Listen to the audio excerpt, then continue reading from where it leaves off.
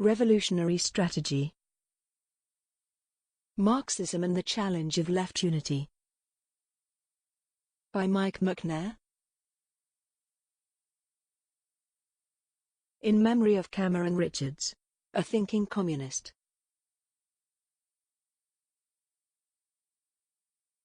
Introduction.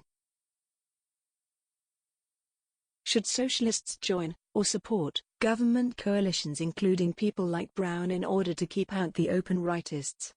Should we be fighting for unity of the Marxist left on the basis of open defense of Marxist politics, or for a new mass workers' party, or a party not programmatically delimited between reform and revolution? Or is it wrong to seek to create a party at all?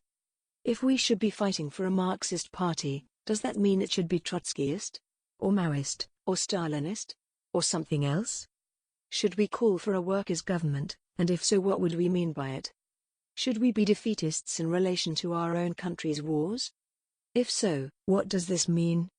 These are present political questions affecting socialists, but they are unavoidably expressed in terms of identification with political trends which emerged out of historical splits in the workers' movement: Marxism, anarchism, social democracy, Leninism, left or council communism, official communism, Trotskyism, Maoism. This is unavoidable. Humans have no guide to action in the future other than theorizing on what has happened in the past, and we do it all the time we are awake. Capitalism in the first decade of the 21st century is not in particularly good shape. The triumphalism which greeted the fall of the Soviet Union and its satellites, and the deepening market turn in China, is largely gone. There is increasingly widespread awareness that the free market nostrums of the Chicago economists and the Washington Consensus produce deepening inequality both on a world scale and within individual countries. After the experience of the 1998 East Asian and 2001 dot-com market crashes, many pro-capitalist economists are nervy about the U.S. budget and trade deficits, the level of consumer debt and associated risks to global liquidity. Even the U.S. Army has finally realized that the extreme free market shock therapy imposed on Iraq after the 2003 invasion has contributed to the one insurgency they seem unable to defeat. The political left, however, is in worse shape. This sort of statement is often made simply as a way of saying that the author's own group's views are not generally accepted. I do not mean to say this, though it is, of course, true that views of the sort held by CPGB comrades are held only by a small minority. The point is that though free market fundamentalism is in decline, the political left in general has not benefited from this decline. The Labour/Socialist parties are now as committed to free market dogmas as the parties of the right, in some cases more so. A large part of the former official communists now fall into this camp, whether as being the major left party, as in Italy, or as providing the hardcore of the pro-market wing of the left, like the ex-Euro-communist and fellow traveller Blairites in Britain. But this commitment has hardly benefited these parties. Though in Britain Labour has clung to office with capitalist support, and in Germany, France, Spain and Italy social liberal parties have moved in and out of office, the underlying trend has been one of declining numerical support for the parties of the consensus, including those which self-identify as of the left, increased abstentions, episodic surges in voting support for anything perceived as an alternative, usually on the right but occasionally on the left, and a widespread belief that they, politicians, are all corrupt. Hence on a global scale, major growing elements in politics are religious and nationalist trends. The most obvious expressions are in the US, where the leverage of religious politics has not been diminished by the narrow victory of the Democrats in the 2006 congressional elections, and the Muslim countries in the belt stretching from Morocco in the west to Central Asia and Pakistan in the east, and in Southeast Asia. The Alliance for Workers' Liberty characterizes the Islamist political movements as Islamo-fascist. This is misleading. The US Christian right is far more like the Italian fascisti and German Nazis. Like them, it appeals to the traditions of the formation of the nation-state in which it lives, German Romantic nationalism, Italian unification and Italia irredenta, American radical Protestantism. Like them, it is informed by a Dolchstoss theory, stab-in-the-back theory, in which military failure, in the US case in Vietnam, was caused by the disloyalty of the left and the liberals. And like them, it is affected by millenarian irrationalism, the renewed Roman Empire in Italy, the Thousand-Year Reich in Germany, the end times in the US religious right. The Islamists are closer to the Catholic-led anti-Semitic movements of late 19th century Europe. But the AWL's characterization captures the fact that, though some of the Islamists are currently fighting US imperialism, and its British sidekick, their domestic politics are unequivocally reactionary. Weaker versions of the same or similar phenomena can be found widely. For example, the Hindu nationalist writers in the ascendant in India, the Koizumi and Abe governments in Japan have promoted revisionist revanchist nationalism and remilitarization. Eastern Europe and the Russian Federation have seen strong growth of far-right trends. Western Europe has seen repeated, so far short-lived, electoral protest votes for far-right parties. Left electoral alternatives to market orthodoxy are, on the whole, far weaker. The problem is that when they have got to any size, they have been sucked into the role of junior partners to the social liberals in administering the capitalist regime, and thereby undermine their claim to offer an alternative to the neoliberal consensus. The Brazilian Workers' Party, in origin a left alternative party, has become a social liberal party of coalition government. The Italian Rifondazione Comunista in 2006 entered the social liberal Prodi coalition government. And so on. In the late 1990s and early 2000s there perhaps seemed to be a non-electoral alternative, that of the anti-globalization movement. On a small scale riots in London, Seattle, and Genoa, on a larger scale the Mexican Zapatistas and Argentinian Piqueteros, were seen by anarchists and council communists, and by some Trotskyists, as a sign that at last their time was beginning to come. The social forum movement was built at least partly in an anarchist image. However, with the inception of the War on Terror in 2001 and still more with the 2003 invasion of Iraq, the destructive power of the capitalist states has thrust itself rudely on the movement. The result has unavoidably been a renewed emphasis on high politics, even in Latin America, where networks of resistance, the Zapatistas, and Holloway's Change the World Without Taking Power had most influence. The left has shifted onto the electoral terrain. The results have produced a continued social liberal government in Brazil, and similar governments in Uruguay, Frente Amplio, and Chile, and governments which at least in rhetoric are to their left, Chavez in Venezuela, the victories of Morales in Bolivia and Correa in Ecuador. These are all undoubtedly political defeats for neoliberalism. However, even the Venezuelan case is not sufficiently urgent for Washington to divert major attention and resources. To the extent that they are not focused on the Middle East, Washington's eyes are on Havana. Chavismo has provoked enthusiastic support from a distance among a significant part of the left, and has had some influence on electoral politics elsewhere in Latin America, in the sense of increasing the political availability of left rhetoric. But it has not yet begun to reshape the left internationally, as Bolshevism did after 1917, or as Maoism and, to a lesser extent, Castroism/Guevarism did in the 1960s. In part, this is a matter of wait and see.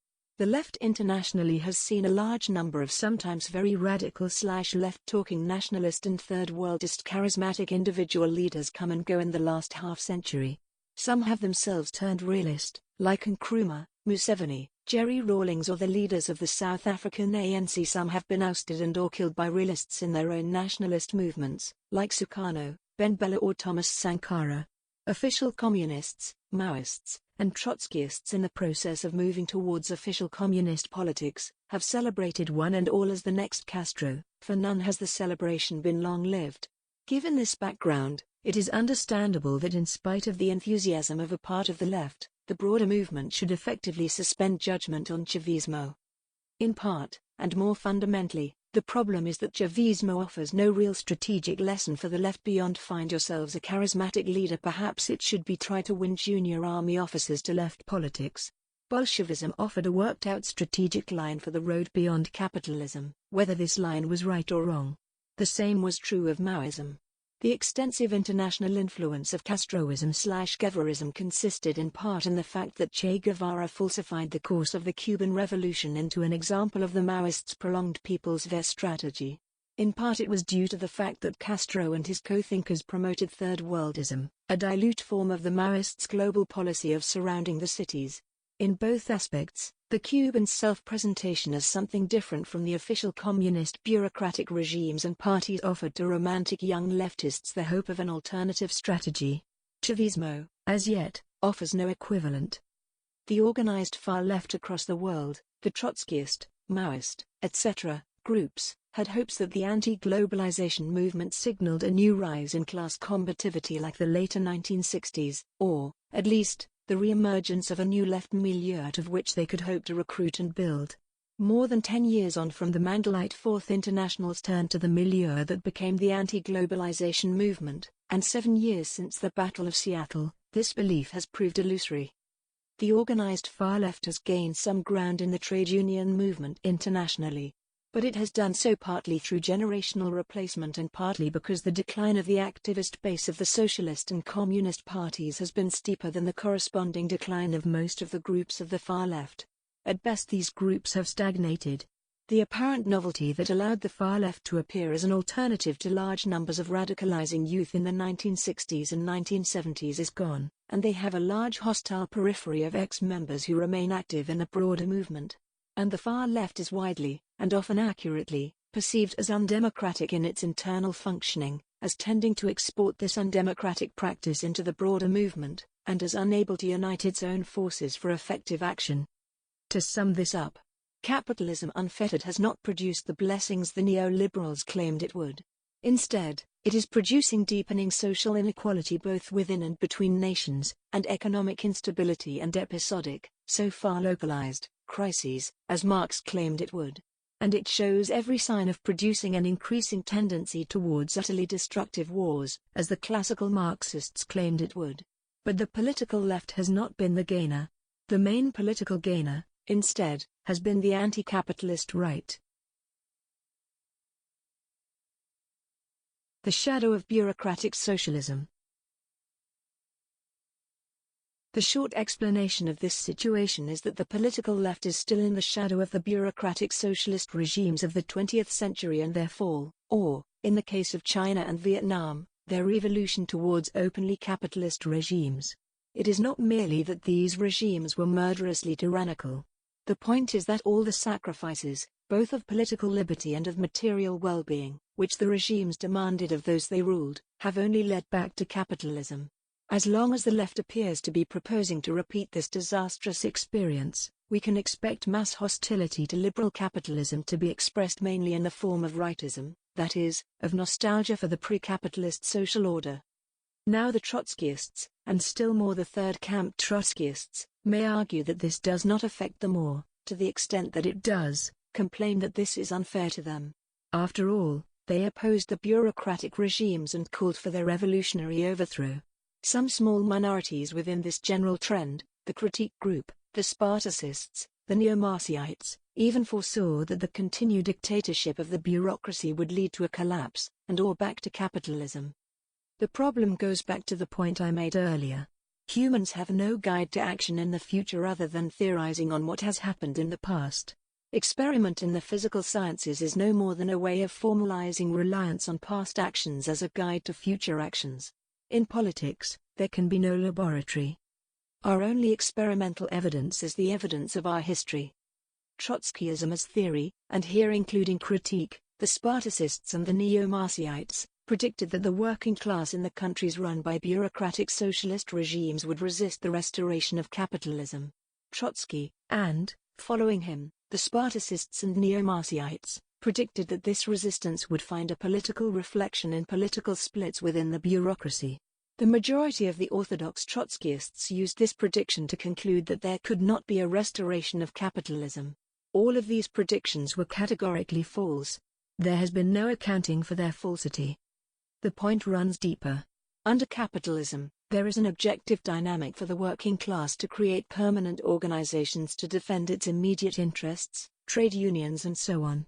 This dynamic is present even under highly repressive political regimes, as can be seen in apartheid South Africa, South Korea before its democratization, and so on.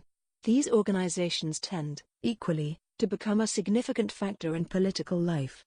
It is these tendencies which support the ability of the political left to be more than small utopian circles. Under the Soviet-style bureaucratic regimes there was no objective tendency towards independent self-organization of the working class. Rather, there were episodic explosions, but to the extent that the bureaucracy did not succeed in putting a political cap on these, they tended towards a pro-capitalist development. The strategic line of a worker revolution against the bureaucracy, whether it was called political revolution as it was by the orthodox Trotskyists, or social revolution by state capitalism and bureaucratic collectivism theorists, lacked a material basis. This objection applies with equal force to those misguided souls who, like Tony Clark of the Communist Party Alliance, argue that the Soviet-style bureaucratic regimes were in transition towards socialism, that this inevitably has both positive and negative features to begin with, but that the transition was turned into its opposite by the seizure of power by the bourgeoisie gaining control of communist parties and socialist states under the banner of anti-Stalinism. If we momentarily accept this analysis for the sake of argument, the question it poses is, why have the true revolutionaries, the Stalinists, been so utterly incapable of organizing an effective resistance to this takeover, given that socialism in their sense covered a large part of the globe and organized a large part of its population? This is exactly the same problem as the Trotskyists' political revolution strategy, only with a different substantive line. The weakness of Stalinist opposition to the pro-capitalist evolution of the leaderships in Moscow, Beijing, and so on, reveals the same problem as that facing the advocates of political revolution. There were neither institutional means in the regimes through which the non-revisionists could resist revisionism, nor any objective tendency in the regimes towards ongoing mass working-class self-organization on which opponents of revisionism could base themselves. Trotskyists of all varieties continue to put forward as positive socialist strategy a revolution in the image of 1917 in Russia. But, as everyone knows, what happened to the Russian Revolution was the emergence of the bureaucratic regime, which has now ended, or is in the process of ending, in capitalism. Trotskyists are therefore required to account for how the bureaucratic regime arose, and to offer reasons for supposing that the process would not be duplicated anywhere else which had a 1917-style revolution. Trotsky's explanation was, to give a bare outline of it, that the working class took political power in Russia and continued to hold political power, albeit with bureaucratic distortions, as Lenin put it in 1921, into the 1920s. But the isolation of the Russian Revolution produced conditions of generalized scarcity in the country. These conditions required a state standing above the society to police distribution, and the state bureaucracy then became a new privileged stratum, which by the late 1920s took political power away from the working class. Variant accounts identify the new stratum as a new class, or in some cases as a new state capitalist class. But the narratives of the rise of the bureaucracy and the causes of this rise remain the same. There is a central strategic problem with this account. In 1917 the Bolsheviks led the Soviets to take political power, a gamble on the Russian Revolution triggering a generalized socialist revolution in Central and Western Europe. The gamble failed. In all probability, it had already failed by January 1918. At that point it was clear that Red Guards and fraternization attempts were unable to stop the renewed German advance, let alone trigger the German Revolution. As a result, the March 1918 Treaty of Brest-Litovsk destroyed both majority support for the Bolshevik government in Russia, and any serious prospect of a German Revolution before the military victory of the Entente powers on the Western Front. Certainly it had failed by 1921. Revolutionary movements in Germany, Hungary, and Italy had been defeated. Further, the image of the Soviet regime had already begun to be a problem for leftists in the countries with powerful working classes, as a result of the suppression of the Kronstadt revolt and the adoption of the ban on factions in the Communist Party. This problem was reflected in the three-way split in the Comintern in 1921 between centrists, Cominternists and left/council communists. After this failure, the longer the Bolsheviks attempted to hold political power, the more bureaucratic the regime became, and the more clearly it became an obstacle to the working class taking power elsewhere, as the Trotskyist theory itself explains. Given the failure of the gamble, the Trotskyist account does not explain why any attempt to repeat a revolution in the image of 1917 would not end in the same way. It is ridiculous to imagine that the global imperialist-led system of states would not bend every effort to isolate a new 1917. Countries which are more developed than the Tsarist Empire in 1917, now most countries, are more deeply integrated in the global division of labor, and isolation would therefore produce more scarcity and hence more need for a state bureaucratic policeman. Some Trotskyists would respond that Trotsky could and should have made a military coup in the period shortly after the death of Lenin. But even assuming that the result of such a coup would not have been to collapse the Soviet state, the most probable outcome, the problem is, what would Trotsky and his associates have done with political power? After the left turn of the Stalin leadership in 1928-29, the overwhelming majority of the former left oppositionists went over to supporting this leadership. This shift expressed the fact that the practical alternative to the policy of mixed economy, alliance with the peasantry and peaceful coexistence followed in 1921-27, so far as it could be carried into practice, was, for the Soviet state to step up the exploitation of the peasantry at home, while the Comintern pursued a more aggressive policy abroad in the hope of triggering a revolution which would break the isolation of the Soviet regime. This was the line actually adopted by Stalin and his co-thinkers in the left turn of the third period. A Trotskyist-led USSR and Comintern would thus, in the absence of revolution in Western Europe, have been driven towards the policy actually followed by the Stalinist-led USSR and Comintern, and would have lacked the material wherewithal to prevent the political rise of the bureaucratic caste. To put the matter bluntly, once the gamble on the European Revolution had failed by 1921, the outcome which actually materialized, the bureaucratic dictatorship, itself irreversibly on the road back to capitalism, and standing as a roadblock against the working class taking power in the central capitalist countries, was by a long way the most probable outcome of the Bolsheviks' decision to attempt to hold on to political power.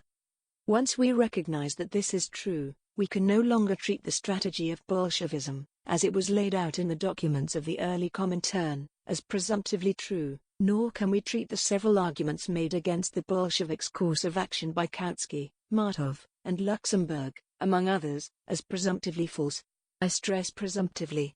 In relation to each and every element of Bolshevik strategy there may be independent reasons to accept it. In relation to each and every argument of Kautsky, etc., there may be independent reasons to reject it.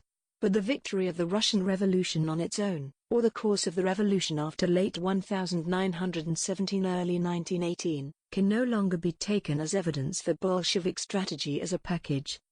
What it led to was not a strategic gain for the world working class, but a 60-year impasse of the global workers' movement and the severe weakness of this movement at the present date. Probably most people who come into contact with the organized left don't think about the issue at this level of analysis, i.e., that the left has failed to account properly for Stalinism. What they see is something much simpler, that the left groups are massively divided, and if they are familiar with the groups or pass through membership of them, that the groups are not really democratic but either no more democratic than the capitalist parliamentary constitutional regime, as is true of the Mandalite Fourth International and its larger sections, or that they are characterized by bureaucratic tyranny just like Stalinism, as is true of the British Socialist Workers' Party and numerous other far-left groups. In reality, the division is to a considerable extent the product of bureaucratic centralism, and both are at least in part produced by the failure to account properly for Stalinism. Half-rethinking. The global political dynamics discussed above have led in the far left in most countries to a half-recognition that its disunity is undesirable, and a connected half-recognition that it is necessary to rethink the strategic assumptions of the last 80 years of its history. Half-rethinking is a loose phrase intended to cover a wide range of related features. A few examples only.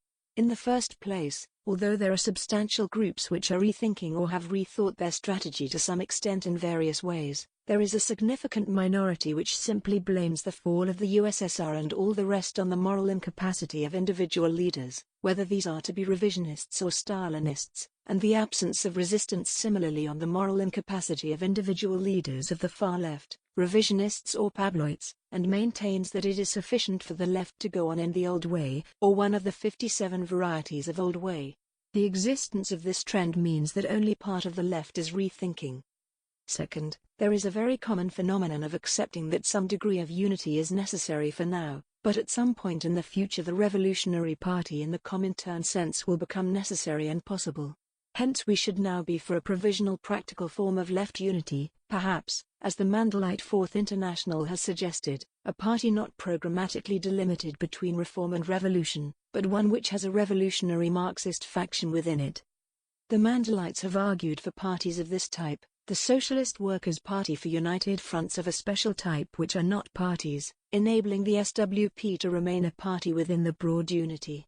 Several Trotskyist groups have argued for non-liberal Labour or workers' parties with an affiliate structure, which imagines the British Labour Party in its early history as further left than it actually was.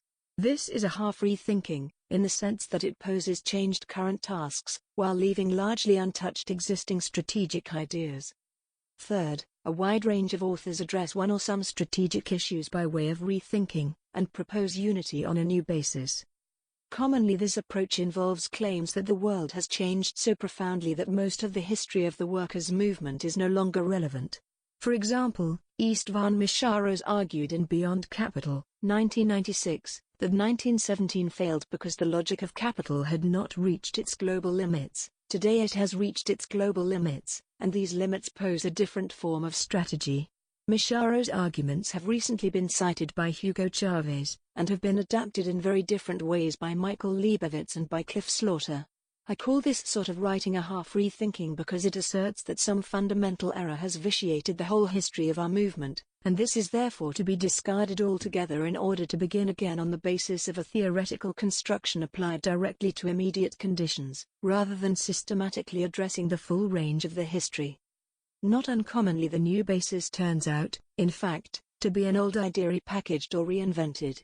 Thus, for example, John Holloway's Change the World Without Taking Power, 2002, and Hart and Negri's Empire, 2000, and Multitude, 2005, are all in different ways repackagings of the ideas of the 1970s spontaneists and autonomists, and these were, in turn, repackagings of the ideas of the left or council communists of the 1920s, which were themselves, at least in part, a repackaging of the ideas of the post-Bakunin Bakuninists.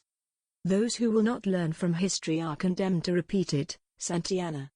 This book began life in response to a particular instance of this sort of half-rethinking, a debate on questions of revolutionary strategy in the French Ligue Communiste Révolutionnaire, LCR, or League, with an intervention by Alex Callinicos of the SWP. The French strategy debate was intimately connected to the immediate question which was debated at the LCR's 2006 Congress: should the LCR participate, without preconditions, in discussions whose aim was to try to achieve a single candidate of the left in the presidential elections in 2007? In the event, unity was not achieved, and there were 5 far-left candidates, but this, of course, is a part of larger debates. In the first place, an agreed candidate for the presidency in France would quite clearly have meant a coalition to create a government. This is usually true of electoral agreements for elections to parliaments or legislative assemblies, but it need not be. A non-aggression agreement in parliamentary or legislative elections might not involve commitment to join in creating a government. This has been done in the past. However, a French president is not a figurehead, but has direct governmental responsibilities. The French debate was thus part of one being conducted more widely.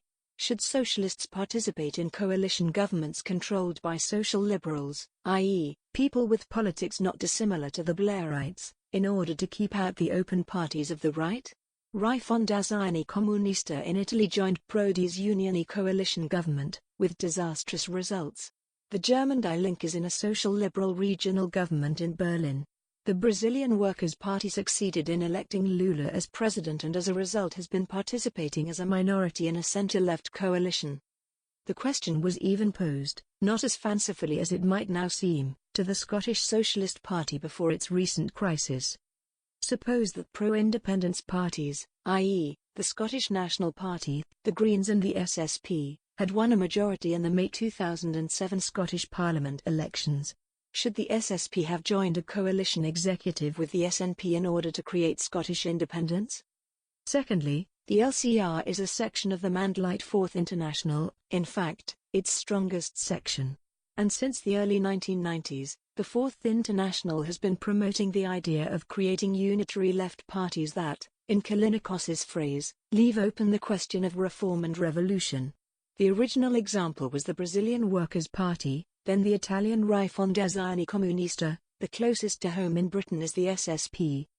In a series of exchanges with the LCR and its Fourth International, the SWP and its international socialist tendency have argued that there is still a fundamental divide between reform and revolution, and that it is necessary to build a revolutionary party, i.e. a party like the SWP. Broader unity projects should be united fronts or coalitions, like the British Socialist Alliance and Respect. The experience of Brazil showed, and, in different ways, so do the debates in Refundazione Comunista and those in the process of Die Link, that there are present-day choices facing the left about policy, government and coalitions. And these choices still leave sharp differences.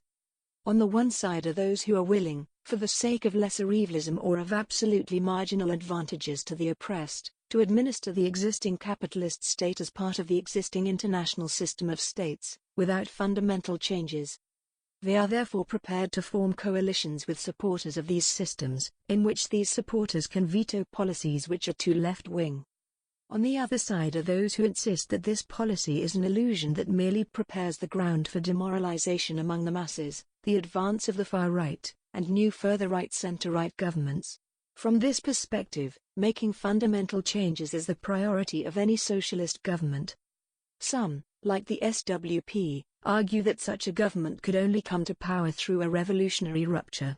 Only small and dispersed minorities refuse any coalitions at all, but a significant minority would hold the view that a coalition in which Blair, Schroeder, Prodi or Fabius calls the shots is not worth having, and a stance of militant opposition, even if it means militant opposition to a government of the right, is preferable. Since 2006 the debate in the LCR has moved on. The LCR at its most recent Congress voted by a large majority to attempt to construct a new party which is to be a party of resistance, for a break with the system, for socialism, and which would counterpose, against the management of existing institutions, the perspective of a workers' government. This is ambiguous, but a substantial step forward from the terms of the 2006 debate, and there is no point in engaging directly, as I did in the weekly Worker series, either with the stale Euro-communist crap produced by some of the LCR writers in 2006, or with Alex Kalinikos's use in his intervention of the idea that a forcible confrontation is unavoidable to justify the SWP's bureaucratic centralism. But the broader issues in the debate are still live. How far are the fundamentals of Marx and Engels' political strategy still relevant to us today? What should we maintain, and what should we throw out, from the subsequent elaboration of strategy by socialists and communists from the late 19th to the late 20th century? This book. The rest of this book is an attempt to tackle these issues. It does not present a CPGB party position, but one comrade's attempt to tackle the problem. Chapter 1 begins to address the problem through the differences between Marxism as a political strategy and the various utopian socialist alternatives. Chapters 2 and 3 address the three lines of strategic debate in the late 19th and early 20th century workers' movement, and in particular in the Second International. Chapter 4 addresses the question of war and defeatism. Chapter 5 the split in the Second International and the party of a new type. Chapter 6 the Comintern policy of the United Front. Chapter 7 the workers' government slogan, and Chapter 8 the problem of international working class unity. Chapter 9 returns to practical conclusions for the present.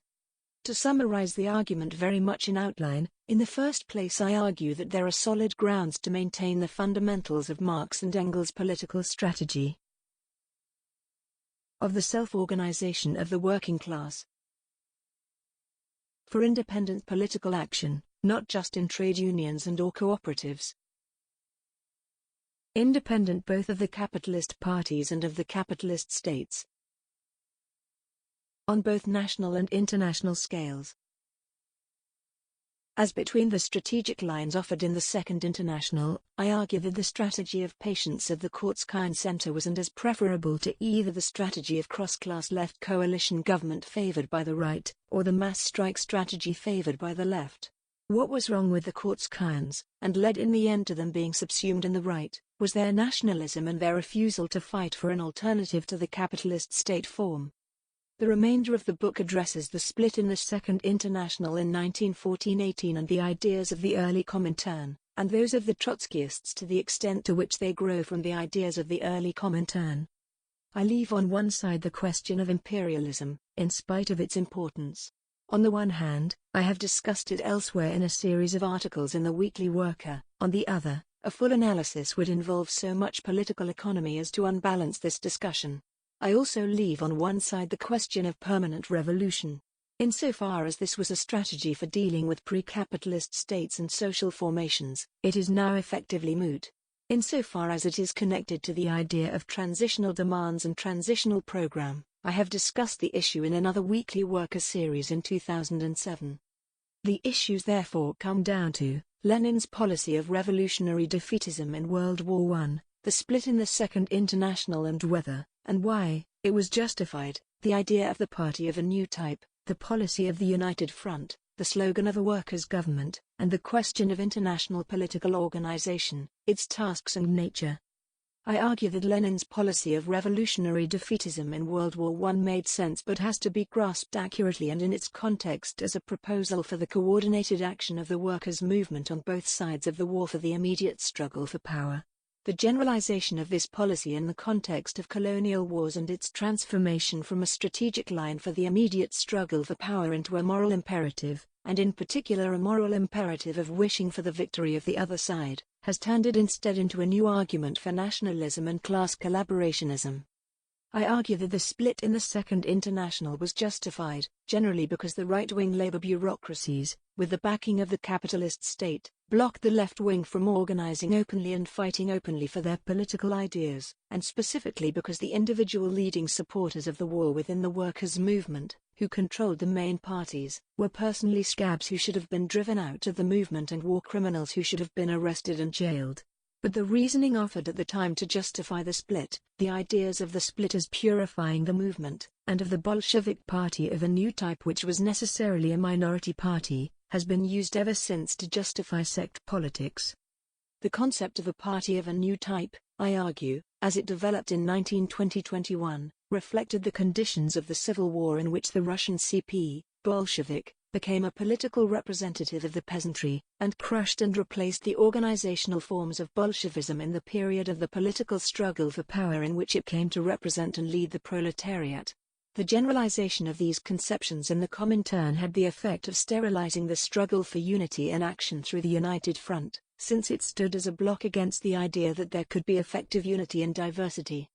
The idea of the leading role of the, necessarily minority, party in the dictatorship of the proletariat had the effect of dissolving the fundamental political content of the minimum program and replacing it with a demand for trust in the Communist Party's individual leaders. The result was that the slogan of a workers' government, which the Comintern advanced in connection with the idea of the United Front, became politically empty. The bureaucratic, top-down party of a new type similarly sterilized the Comintern itself as an international organization. The end result has been the production of the swarm of Trotskyist international sects. Most of the left has reacted against this form by retreating into nationalism, but, I argue, we do need a genuine organized workers' international. The final chapter attempts a summary of the main strategic line of the pamphlet and attempts to address the question of reform or evolution. I argue that the way in which much of the far left poses this question draws a false line of divide, while failing to address the real line of divide, which is whether to aim for participation in government, or to aim to build a movement of principled opposition. A couple of general points should be made at this stage, since they have caused confusion in the related debate on Marxist Party in the Weekly Worker in 2006-07. The first concerns terminology. In this book I use Marxist in a coarse sense of meaning the political strategy outlined in Chapter 1, below, that socialism, aka communism, can only arise through the self-emancipation of the proletariat, and that the proletariat can only emancipate itself through fighting for socialism, aka communism, that this activity is at least in some sense international in scope, and that it involves political action of the working class. By the Marxist left I mean that part of the left which in some broad sense adheres to these ideas, or self-identifies as Marxist, thus including Kautskyites, official communists, Maoists, Trotskyists, left and council communists. Another distinct sense of Marxist is the theoretical presuppositions which must be true if the strategy is to be defensible. An example, the Mandelites are Marxist in the broad sense, but since the 1980s they have defended a concept of alliances between the proletariat and other sections of the oppressed which is inconsistent with the conception of the proletariat as the whole social class dependent on the wage fund. If the proletariat is not the whole social class dependent on the wage fund, but only wage workers, or, worse, industrial or productive workers, any variant of Marxist political strategy is indefensible. I use Trotskyist more consistently to denote individuals or groups who adhere to the body of ideas which is, broadly, common to the organized Trotskyist movement, that is, Bolshevik Leninism or the ideas of the first four Congresses of Comintern, together with world revolution, permanent revolution, and revolution against the bureaucracy in the Stalinist regimes. This category includes some groups which would not quite self-identify as Trotskyist, notably the British SWP and its international co-thinkers. I do not use it in the sense of any leftist opponent of Stalinism.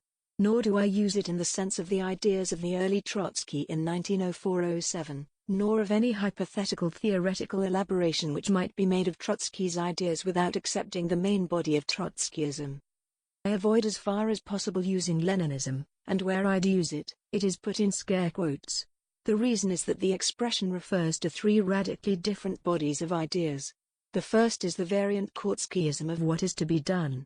One step forward, two steps back and following texts, and the distinctive theorization of the Russian Revolution in two tactics of social democracy and the democratic revolution and following texts, and the associated course of action, that Lenin and his co-thinkers, largely, refused to accept the claim of the Mensheviks that they were really the majority and, commonly, insisted on acting on the basis that the Bolsheviks were the majority. This was what Lenin's opponents called Leninism down to October 1917. The second is the actual course of action of the Russian Bolsheviks in the Revolution and Civil War, as seen by their opponents.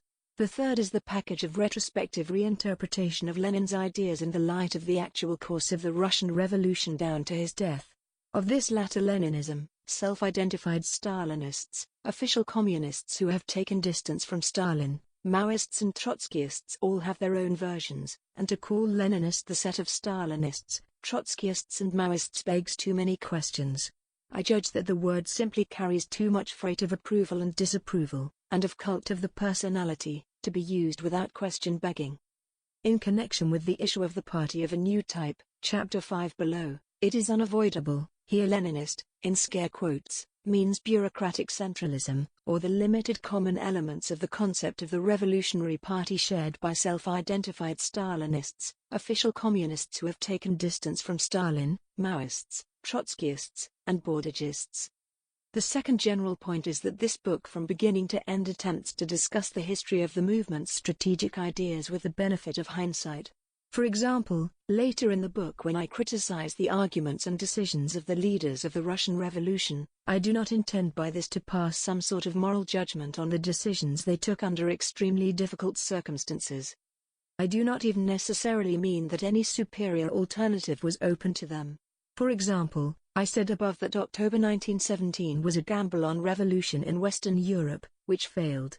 But the alternative to this gamble put forward by Martov and Kautsky, a Menshevik senior government based on the Constituent Assembly, was unreal. The real alternative available was either the policy the Bolsheviks actually followed, including the coercion of the peasantry to supply food, Red Terror, and so on, or a government of the White Generals and White Terror. The problem here is not the actions the Bolsheviks took, it is their over-theorization of these actions, which has been inherited by the modern far left. The use of hindsight is justifiable and necessary, because the point of the whole exercise is to study history for what it can tell us about where we are now, how we got here and where we should try to go next. In this sense it is loosely analogous to the sort of exercise that has to be undertaken if a bridge falls down. Why did the bridge fall down? If it was hit by a meteorite, we may well rebuild it in exactly the same form. But if the collapse was caused by problems which will predictably recur in future, like severe storms or an increased weight of traffic, we should redesign the bridge, in the light of hindsight, to meet these problems. The fact that the problems which caused the collapse may not have been originally predictable affects the moral responsibility of the original designers, but it does not in the least alter our present tasks.